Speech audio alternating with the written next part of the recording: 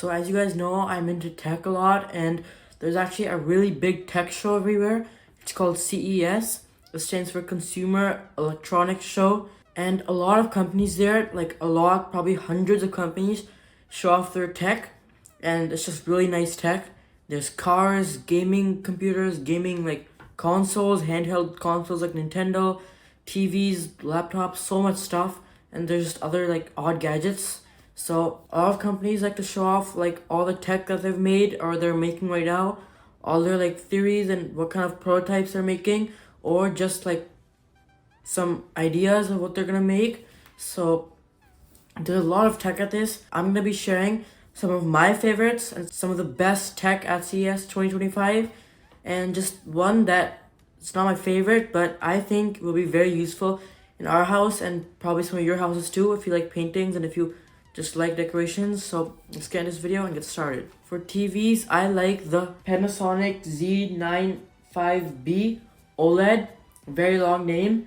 It is very bright. It's like extremely bright. You can't really see in the picture, but if you compare it to like an LG TV that we have or just a regular Samsung, it's extremely bright.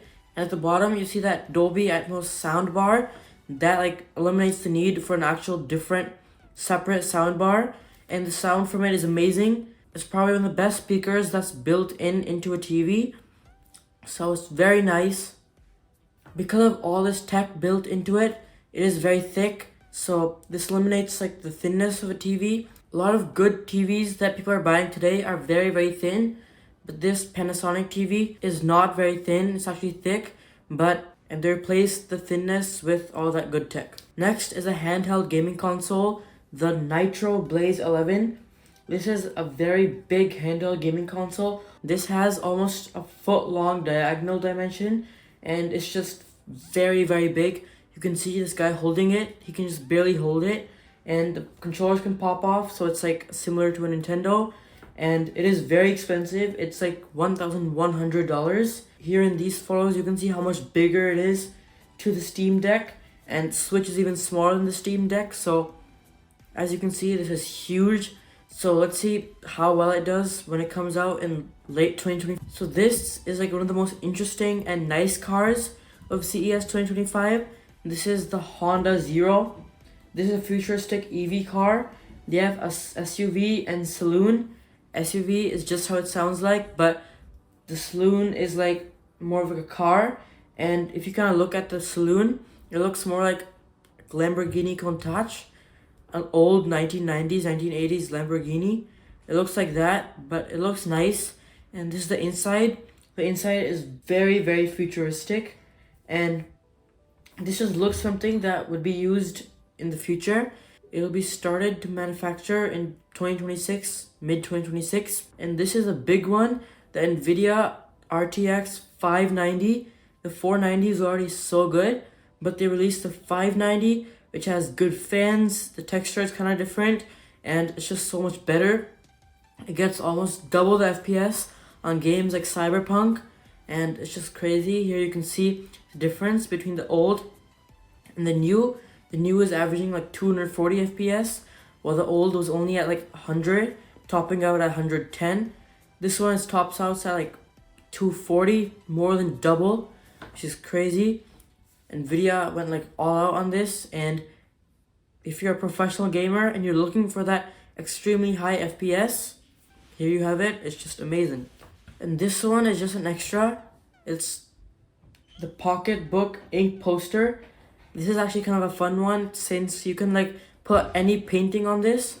You can just like frame this in your living room, and you can just get a few and put them around your house and like download different paintings onto them, since it is connected to the Wi-Fi, and you can just do it via Bluetooth too. But this is amazing.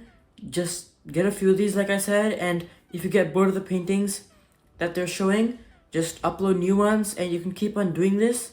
It's amazing. It has a portable battery inside it. You can change it every like once a year, and it's just super nice. Hopefully maybe they make like a new feature where you can create your own painting, maybe on iPad or something, or maybe on MacBook, something else, and then you could upload that onto the Pocketbook, which would be very, very nice, since you could show your own paintings and you would never need to frame them or anything. And this is also e-ink. You're not seeing screens everywhere. It's much lighter on your eyes since you don't have that screen and those LEDs on it. And the e-ink also provides for very, very concise and precise drawings and like colors. It can show up to 60,000 colors, which is amazing. And that was like 5 of the best tech at CES. There's much, much more. I'll include the links for all 5 of these so you can dive deeper in. And I'll also put the link to what happened, to what I used to research all these 5. I used The Verge, so that's a good news site. I'll put the link for that too in the description. And there's much, much more tech than this. And all 5 of these have potential. The Honda Zero looks very nice. The Nvidia 590 RTX. Like a lot of programmers are just gonna buy that. The Pocketbook ink poster. A lot of people are gonna put that in the living room, in the Panasonic TV. Amazing. I'm probably gonna see that in people's cinemas or people's living rooms by this year probably. So that's it for today's video. I'll see you next one. Bye for now. YouTube Pro out.